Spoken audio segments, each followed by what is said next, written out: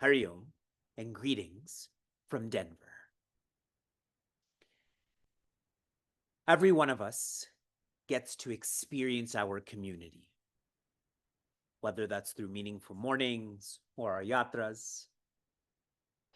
Now, the genesis of our community has come from Chinmay Mission, and the genesis of Chinmay Mission has come from Puja Swami Chinmayananda. Today, that is August 3rd, in 1993, his body passed away. His ego passed away a long time ago. We can't measure that by time, but his body passed away. In Sanskrit, this is described as the Mahasamadhi Aradhana, to remember the one who felt more than the body, more than the mind, more than the ego. In a simplistic way, today's practiced as Sadhana Day. A day for us to engage in moving closer to being free and to intensify our own evolution. Some time ago, someone had asked me to describe Puja Swami Chinmayananda in one word. And the word I came up with is wizard. When you watch movies about wizards or you read books about wizards, they're able to do so much naturally. They're able to operate over there, then operate over here, then operate over here. They're able to decide about that, then teach about this. So a wizard. One expression of his wizardry, note I'm not saying sorcery, I'm saying wizardry, is our Loving Earth Sangha. He loved the earth because the earth loved him. And so we're trying to engage in the aradhana, that is to match that same behavior that the earth loves us, and we are also trying to love the earth. I recently had come across an article that described our environment as a life support system. Whenever we come across life support, it tends to be in a controlled space and time. It tends to be in a hospital. That person may be put on life support as an example. But the environment is our life support system.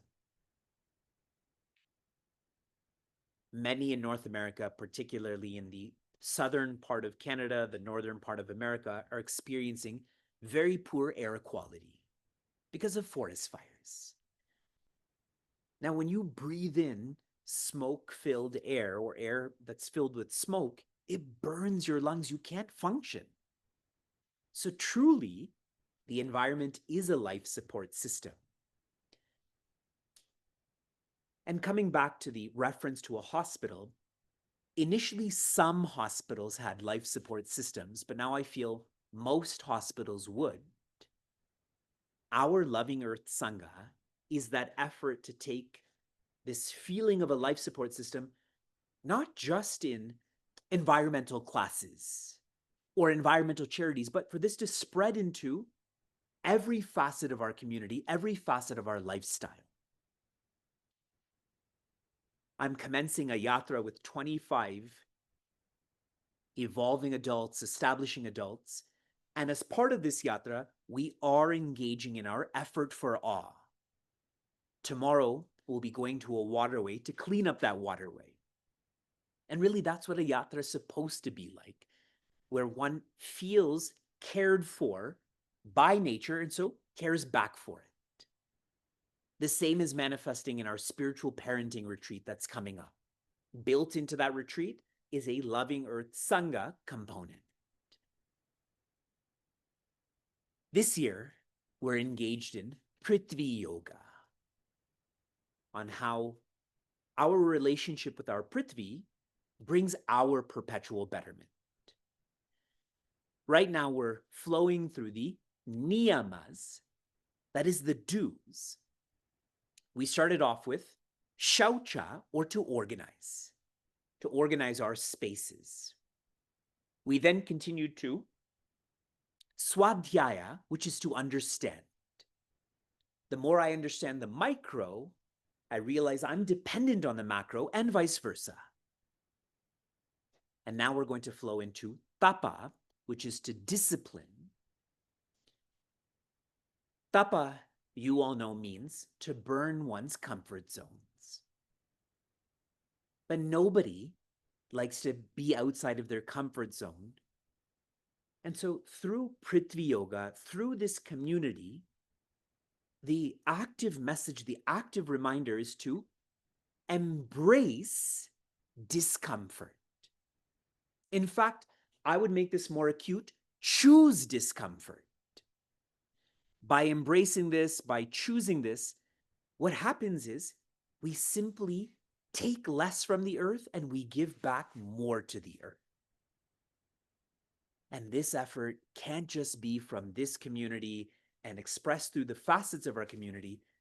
This needs to spread to every human for the benefit of every human and animal and plant and stone.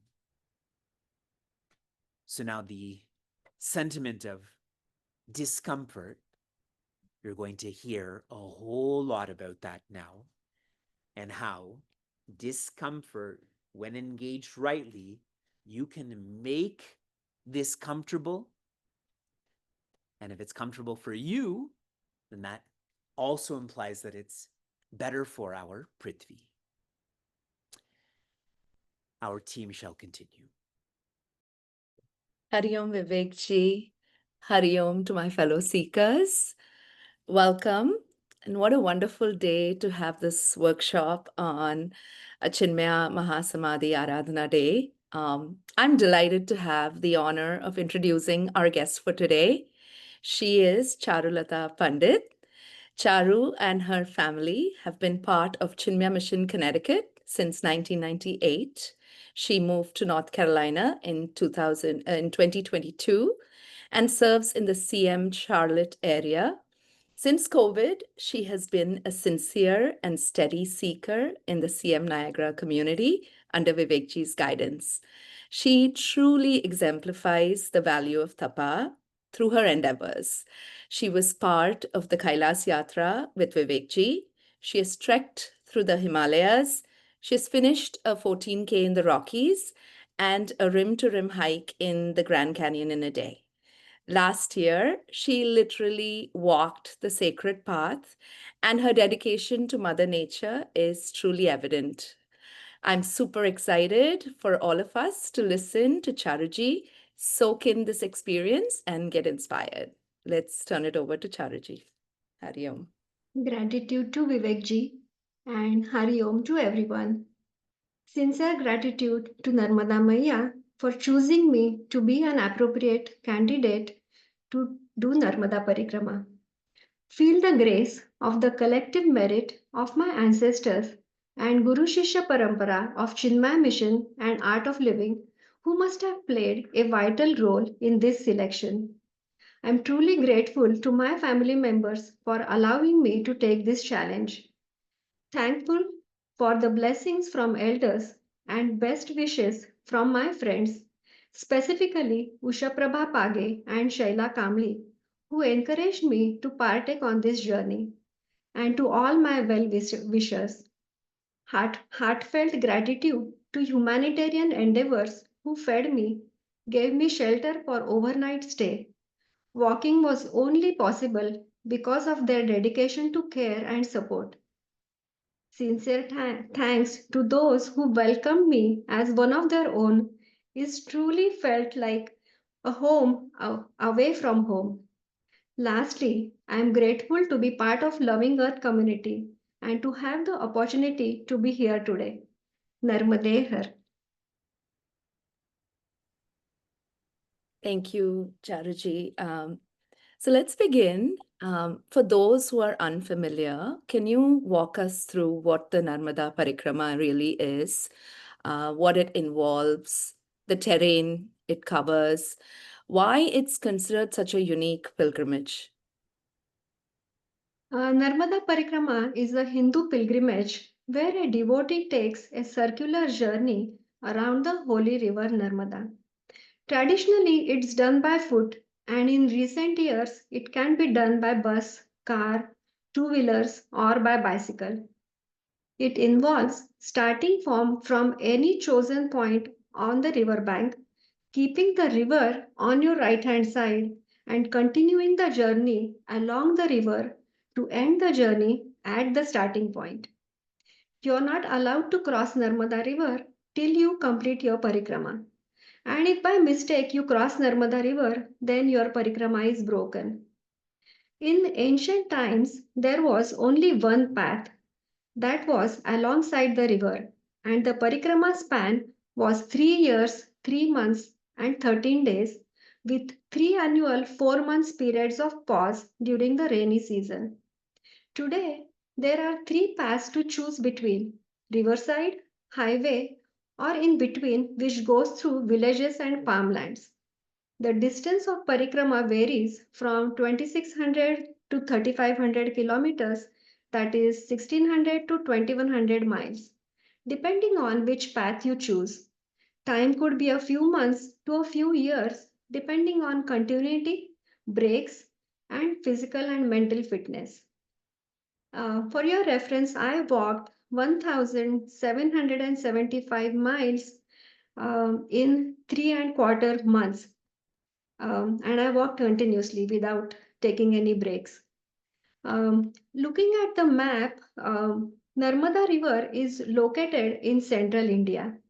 It originates in the eastern part of Madhya Pradesh and then it flows through Maharashtra and then Gujarat and meets the Arabic Ocean. Everyone starts parikrama with Sankalpa Puja, that is purpose, and it ends with Sankalpa Purti Puja, that is fulfillment of your purpose. An important aspect of doing parikrama is to visit sacred sites which are located only on the river banks. I'll talk about the terrain. It varies. It could be rugged with uneven surfaces. There are diverse landscapes and a mix of plains, hilly areas, forests, mountains with steep climbs. We cross the tributaries by foot and a few times by small boats. Sometimes we walked on the sand for miles, and occasionally we crossed marshlands. Walking in the field was challenging because of the use of water sprinklers. The path became very muddy and slippery. So when many times we have to take highways to avoid slippery roads through fields. Everyone on foot has to take 2.5 to 3 hours boat ride through the ocean to go to the north side of the river. Parikrama is unique in the sense of service. People who live around that area look forward to servicing Parikrama Vasis each year for 4 months. They are committed to providing accommodation and food in ashrams, temples, or even in their homes at no cost. All volunteers have so much love and faith in Narmada Maya that one can imagine unless they experience it. Many times, when we offered money, they didn't even accept it. Selfless service is their motto. Villagers have the attitude that everything belongs to God. Their actions are guided by God. They have firm faith that Narmada Maya will take care of all their needs. Depending on their age, physical, and economical capabilities, they take time from their daily responsibilities to provide service for Parikrama Vasis. I think they live by the phrase one earth, one family. Wow, that's incredibly moving. Thank you for sharing that. So, how did you prepare for the parikrama?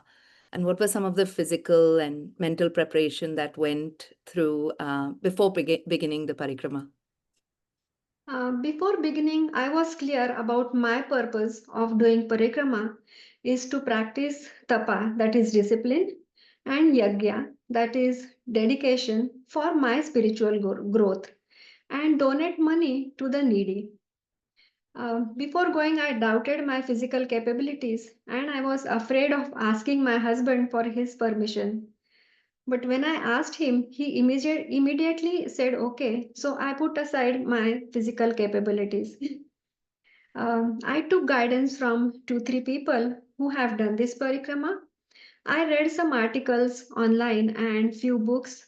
I looked for a group who I can do parikrama with, and thankfully I found a companion. She is from Pune, where I grew up in India, and I learned some vocabulary and mannerisms to follow after I went there and learned how it should be done in the right way.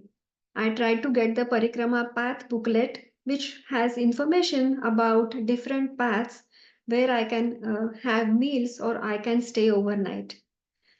I wrote down the list of things to carry, paying attention to weight because I have to carry everything in my backpack, and I had almost everything at home except for 2 pairs of white Indian clothes that were purchased by my one of my family members in India, and I needed a cane stick that is called danda, was purchased and bought by my walking companion.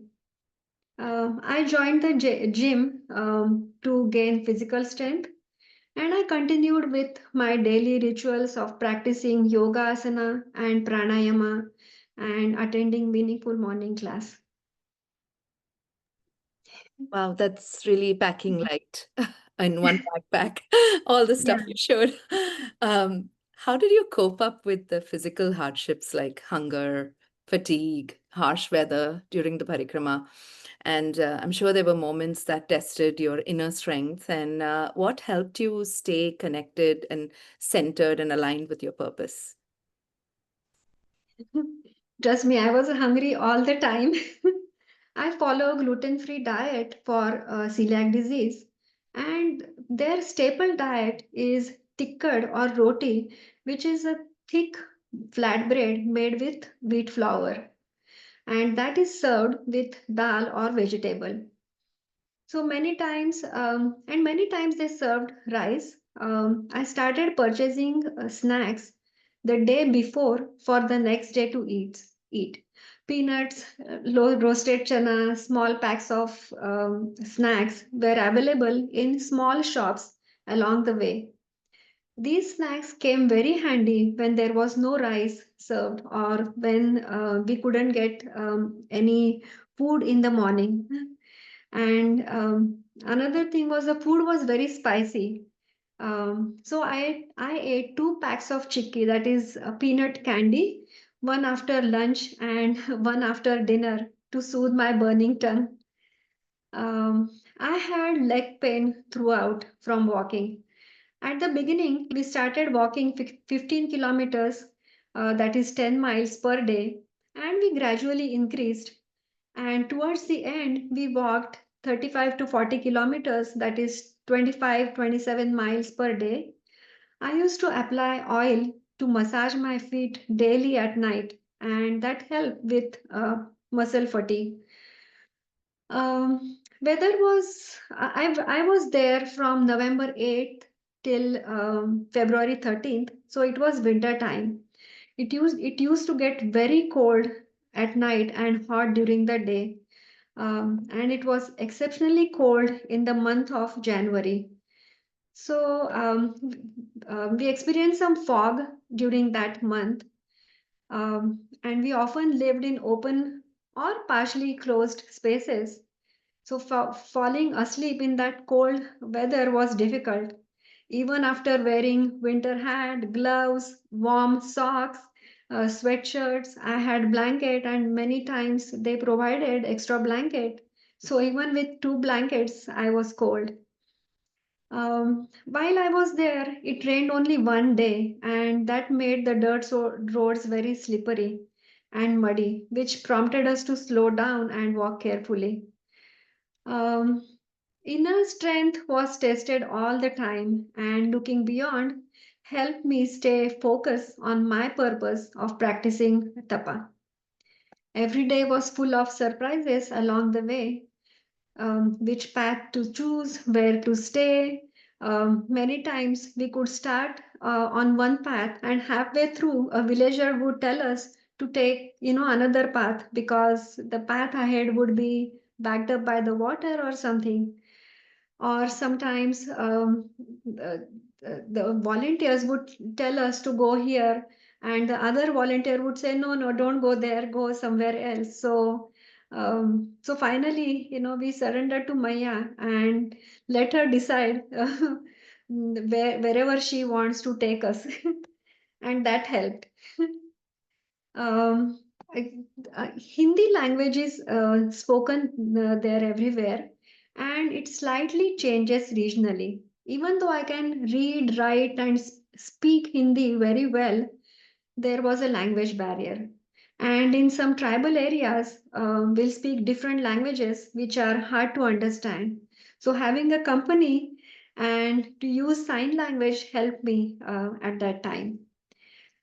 Cleanliness of bathroom, bathing, living areas were unfavorable.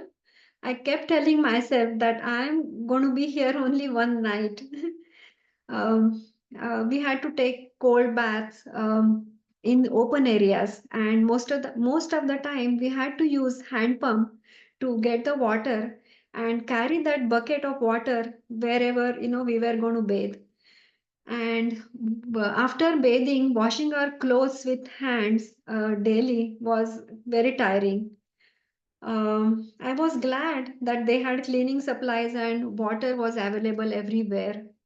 I had no expectations, instead, more compassion towards the volunteers because for us it was just one day, but they serve hundreds of Parikrama daily. Parikramawasis were less sensitive towards others. They would be on their phone, talking to family members loudly, watching TV shows, or listening to the music when we are trying to sleep. There would be a lovely symphony of many people snoring at night. So, getting a restful sleep was a challenge. I tried focusing on japa, that is meaningful repetition, which helped me for some time. And by the time I was falling asleep, people would start waking up in the morning as early as 3 a.m. to bathe. And as soon as they wake up, they would put on lights, and you can hear them using hand pump. And after bathing, they would put an arti or ashtakam on their phone and start walking in the dark, even though we were told not to live in the dark. But I truly admire their discipline and intention behind their actions. When there are hundreds of people staying together in ashrams, someone will have to wake up in the morning and get ready, otherwise everyone won't get chance to bathe. And in many temples, they would put devotional music on loudspeaker starting at 4 or 5 a.m. in the morning. And in almost all places we stayed, we had companions like lizards, spiders, chickens, frogs, and once a calf, which I loved it. And our occasional visitors were mice, bats, ants, cockroaches, and once a snake. But I was thankful that these animals and creatures were, happily sharing their home with us. From day one till the last day, I had painful watery blisters on my toes and feet. The shoes I bought with me from here didn't work well with that terrain and weather. I kept buying new sandals and shoes. None helped, but I used to get temporary relief from popping the blisters. And finally, something worked. For the last month and a half, I wore shoes on my left foot and sandals on my right foot. I laughed at I laughed at myself looking at my new fashion. But I thank God for giving me the strength to bear the pain. And So you chose discomfort, and there was more and more discomfort along the way, I think, right? All the way. yeah. That's incredible. What role did you think faith and surrender play as you went through the parikrama? And how did it shift your perspective and the way you live today, the way you think? How did that change? Surrender makes impossible possible. I had full faith and trust that Maya would not keep us hungry. Many times we would hope to get a tea in the morning or something to eat in the morning, and many times a motorcyclist would come behind us or in front of us, and he will hand a cup of tea or a bowl of poha or khichdi. Um, and have more understanding and faith that God has His own plans for us. We recognize, accept, and work towards His plan. Yeah, that's incredible. And what was your relationship with nature during this parikrama? How did the natural world, such as the rivers, the forests, all the animals that stayed along with all of you, how did the animals communicate with you during your journey? I loved being in nature. I felt, natural. Strolling among vibrant and beautiful flowers never fails to bring a smile on my face and fills with lasting joy. A gentle reminder uh, to share that happiness with everyone I come across. The cold, crisp mornings, vibrant sunrises, and expansive landscapes filled with energy and enthusiasm I needed to start the day that stayed with me all day long.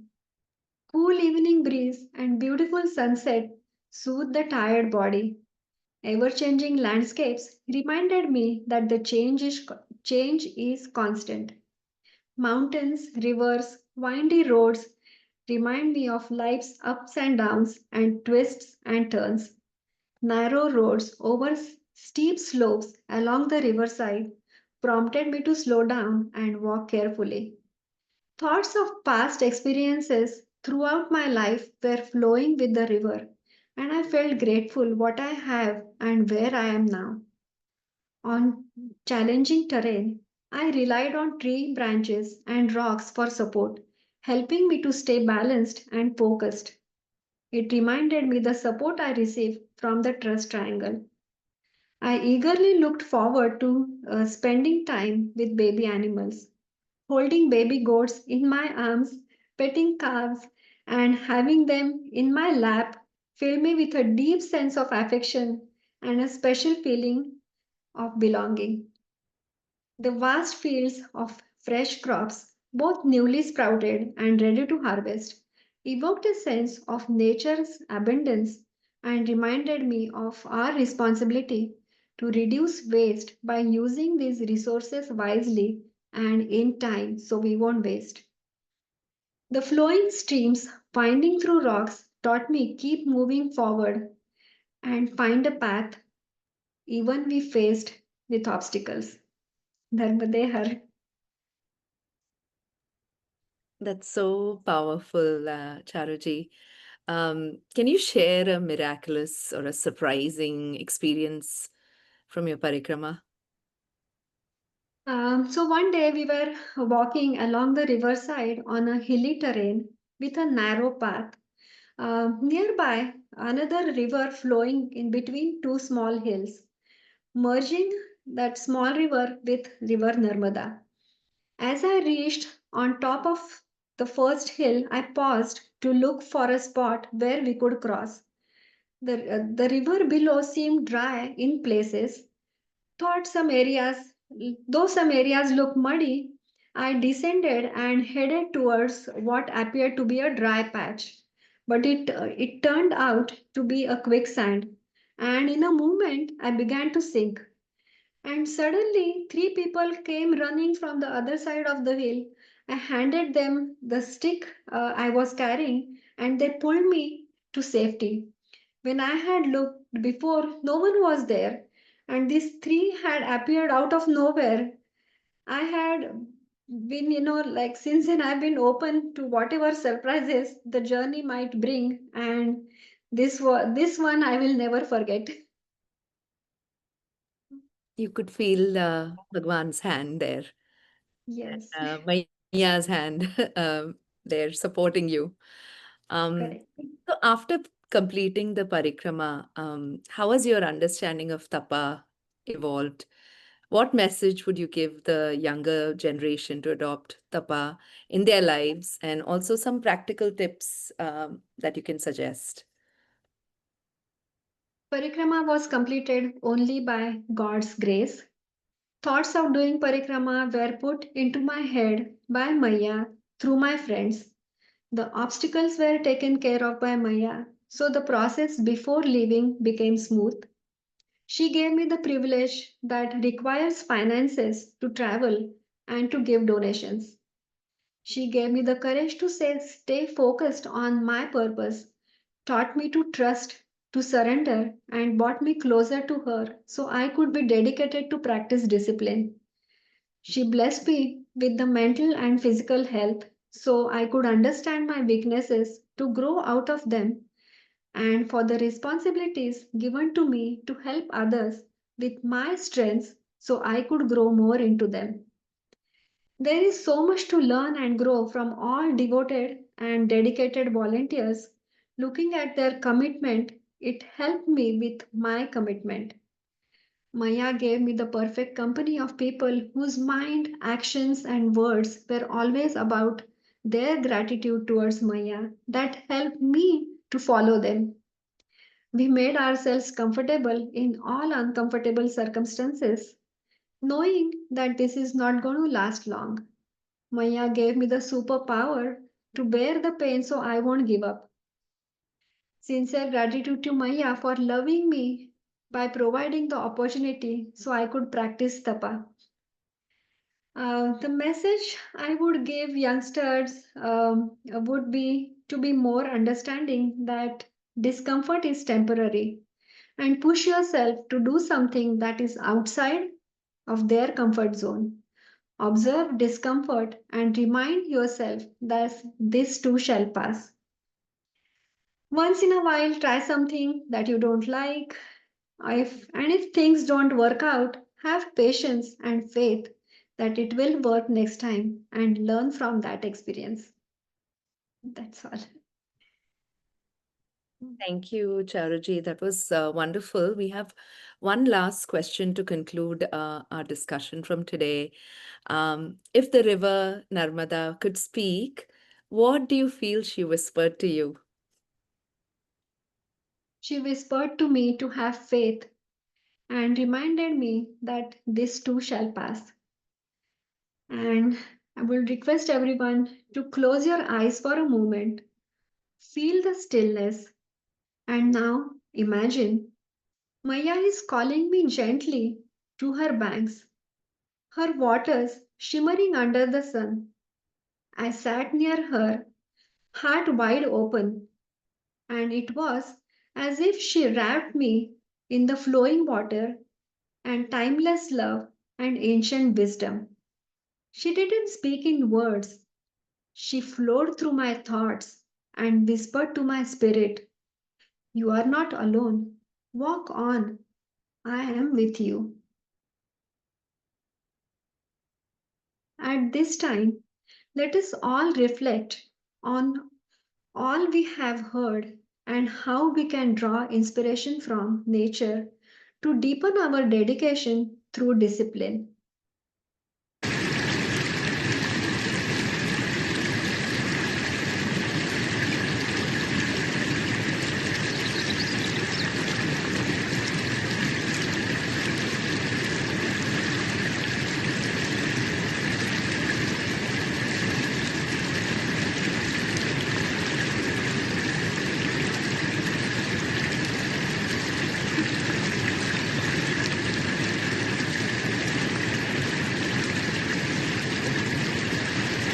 Now that we've had a chance to reflect, for this month's dedication, please think of a goal that you can set that requires a little bit of extra practice, discipline, and effort, and requesting you to add it to our dedicated lifestyle tracker that we are sharing in the chat. We will now open it to the audience for Q&A with Charuji. Feel free to raise your hand on Zoom, or and we can unmute you to ask your question. Charuji, there's a question in the chat by Shamika. What was your favorite memory from the trek? And what was your favorite animal moment?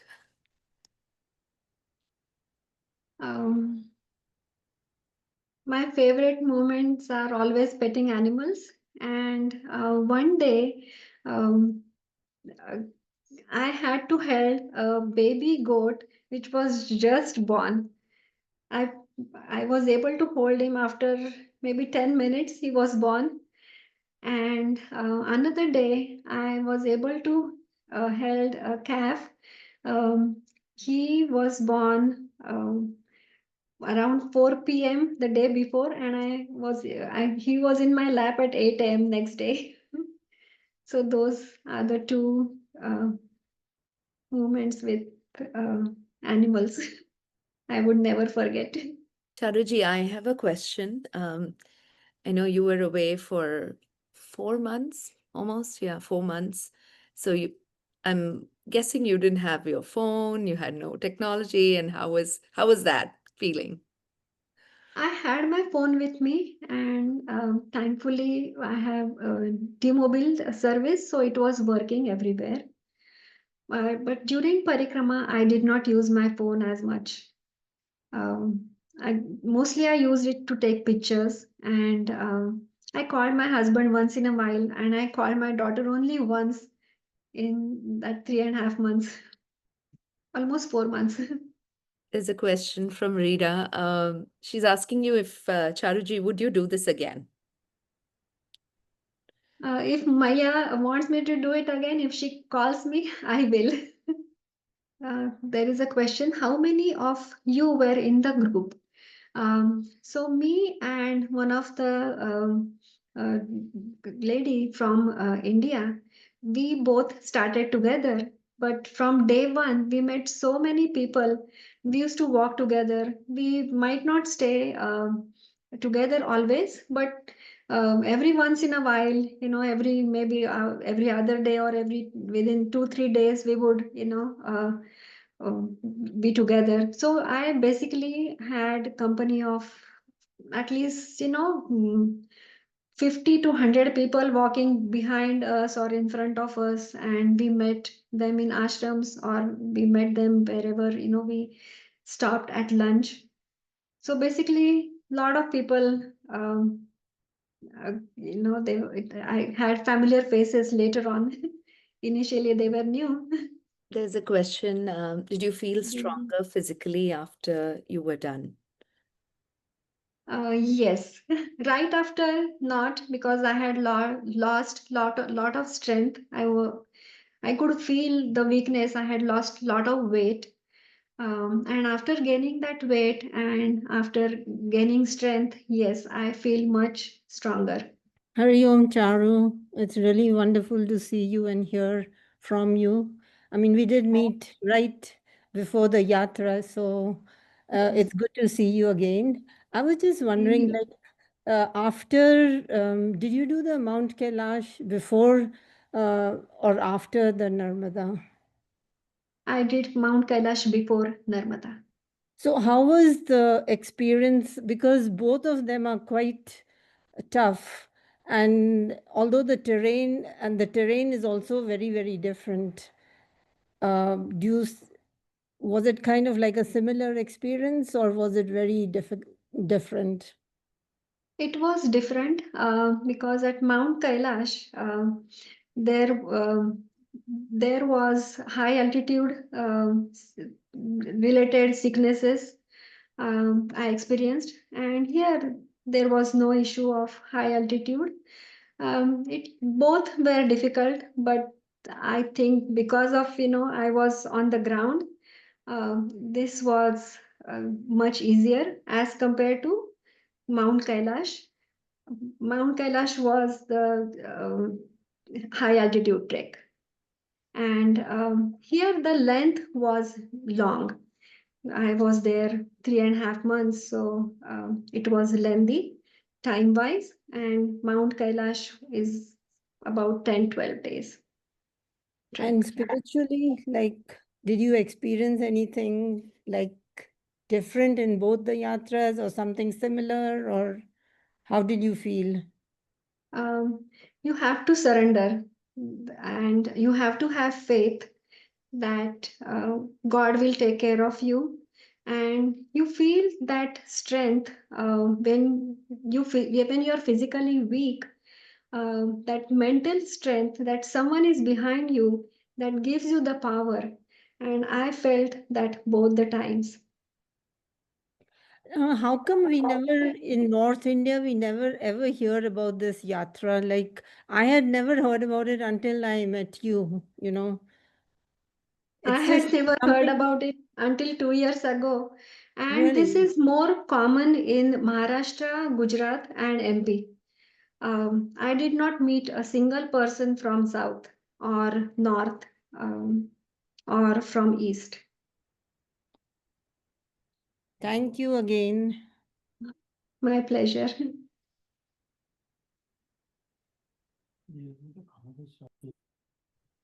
Charuji, there's a question. Yeah, yeah. I think that's from your Um, friend Shailaji, right? yeah, yeah. Can you share your thoughts when you walked Adi Shankaracharya's ashram/cave?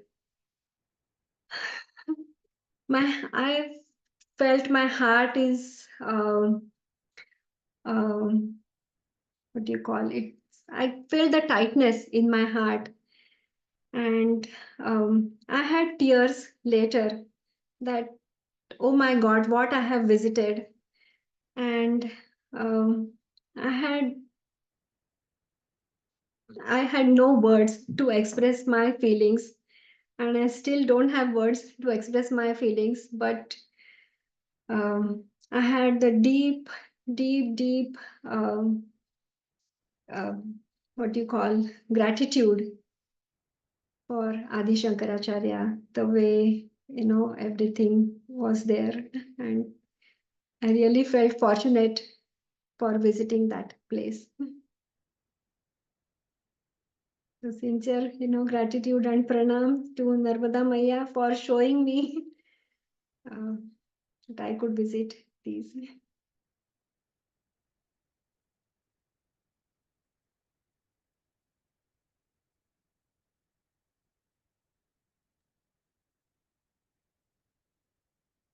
Witnessing the seva of the villagers, what is your advice on our service to the earth?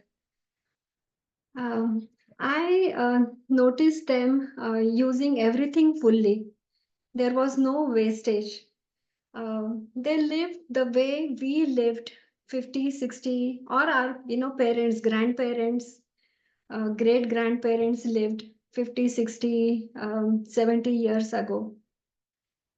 Um, they lived sustainably. So I think we should try to apply those things. We can plant our own vegetables in our backyard. At least we can start from that, do composting and use it fully by not wasting it. And don't buy unnecessarily. Just buy whatever you need.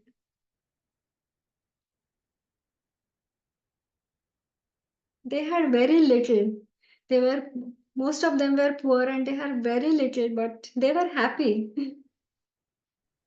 I think we can request Charuji to stay for a few more minutes after we are done. If anyone has any more questions, I'll transition it over to Rita for announcements and uh, conclusion.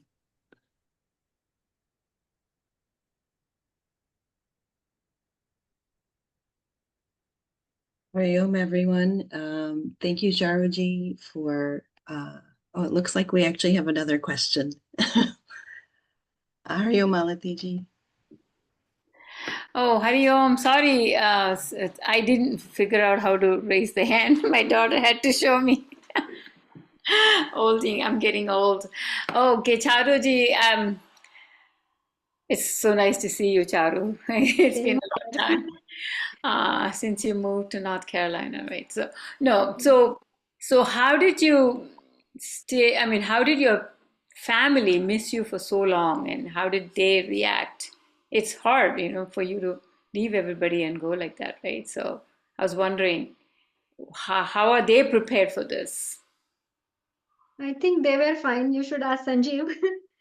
Shamika is in Connecticut, so she is fine. And Sanjeev learned to cook. He cooked actually a lot this time when I was gone. And I think they are used to it, that, especially past, 2 years since I moved to North Carolina, I have been taking long trips to either India or somewhere. So he is used to it. Okay. Yeah. So All he was right. okay. Yeah. That's great. Thank you. Nice to hear you. He managed it well, because when I came, kitchen was clean. That is important to us, right? Thank you, Jaroji, so much. Our team has met with you several times to talk about your journey, and we really, each time our interactions with you, we left feeling so inspired, and could just listen to you over and over again. And we really are so inspired. And I had the opportunity to be with you right at the end of it, and I guess I didn't realize the impact as I hear it now. It's lovely, and each time I hear it, it leaves deeper and deeper impression. So thank you so much for being here with us and spending so much time, and with your inspiring journey. And like you said, I think you'll be able to write a book someday too. So thank you so much. Thank you. Thank you for having me, and my pleasure being here. And thank you for inspiring me to reflect and write. Of course. Thank you so much. So, as Vivekji has shared, the whole Denver Yatra is going to be practicing with the efforts for awe, and we would love for everyone to take part, even if you haven't registered. We're doing really well with our fasts. So every Thursday we're fasting, and that's going well. We're running behind on our cleanups, as well as our supporting of the charities for the Wildlife SOS, which is their efforts are actually in India itself, and they're working on those interactions between human and elephants, and keeping those communities safe, keeping the elephants safe. So take a look at our website and learn more about Wildlife SOS. Our goal is to reach 25,000 by September 1st, and we're only, I think, maybe at 2,000. So please do take a look at that, and follow us on our Instagram and WhatsApp, and take a look at all their work, that wonderful work that they're doing. And then we also want to share our second Loving Earth retreat is happening in Boston in November, and we have our guides who would like to share a message with you. So bear with me while we take a look at their message.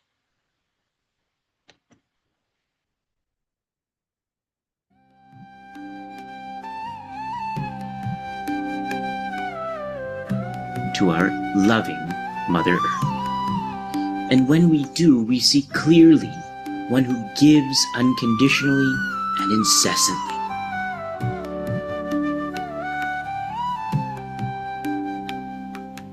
For our community, it is not Earth Day, it is Earth Life. And we're training in feeling our effort, our time, our resources are not ours. This has come from Earth for us to give this back to her.